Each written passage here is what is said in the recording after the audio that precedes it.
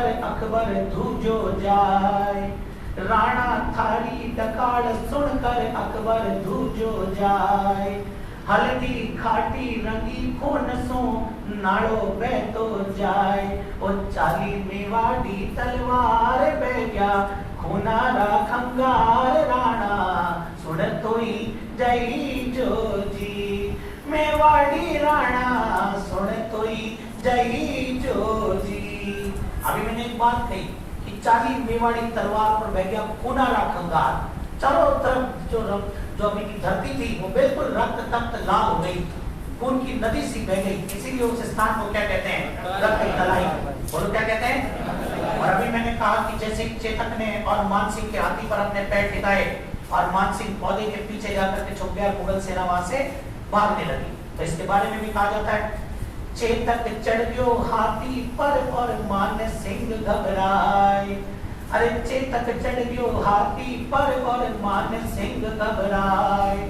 भालो फेंक्यो महाराणा जद ओहदो टूट्यो जाए। और रण में घमासान मच जाए बैरी रण सु भाग्या जाए राणा सुन तो ही जाई जो जी।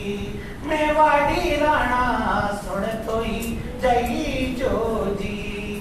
जब ये सेना यहाँ से भागने लगी तो इस सेना को भागते हुए देखा मेहतर खान ने, जो आपके चंदावल के अंदर नेतृत्व कर रहा है। अब साहब मेहतर खान बड़ा घबरा गया। ये जब घबरा गया तो स्थिति यहाँ पर ऐसी बनी कि इधर महाराणा प्रताप को जब इसने देखा कि इधर मुगल सेना के अंदर एक बेलोर खां करके एक सैनिक हुआ करता था, ठीक है ना। और बेलोर खां जैसे ही महाराणा प्रताप पर वार करने के लिए पहुंचा और महाराणा प्रताप ने अपनी तलवार उठाई और तलवार का इतना गजब का वार किया कि बेलोर खां को बीच में से काट दिया और साथ में वो जो घोड़ा था बेलोर खां का वो भी कट गया। मतलब इतना गजब का वार हुआ तलवार का। और ऐसा कहते हैं कि महाराणा प्रताप की तलवार के अंदर काफी मतलब भारी वजन था और तलवार आज भी सिटी पैलेस के अंदर रखी हुई है, तो ये ध्यान रखना। तो महाराणा प्रताप की तलवार का इतना तेज प्रहार हुआ और वो जो बेलोर खां था वो घोड़े सहित काट दिया गया, ठीक है ना। इसको देख करके मेहतर खां घबरा गया था, बोले ये क्या किया रे, बोले महाराणा प्रताप ने, ठीक है ना।